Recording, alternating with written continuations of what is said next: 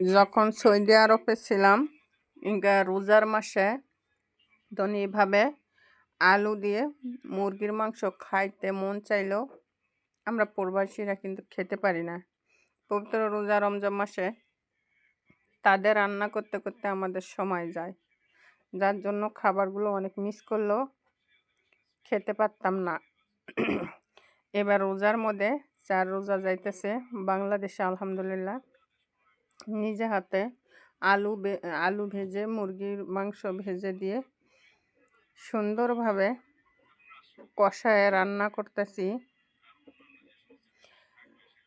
এবার নিজে হাতে রান্না করার কিন্তু মজাটাই অন্য মতো। আর বাংলাদেশের খাবারের আমাদের জন্য তো অনেক সুস্বাদু লাগে। সৌদি আরবে সবসময় খাবার কিন্তু সিদ্ধ পোড়া, আর আমাদের বাংলাদেশে অনেক ময় মশলা দিয়ে কষায় রান্না করার এটা খাবার অনেক অনেক ভালো লাগে। আমার রান্নাটা কেমন হচ্ছে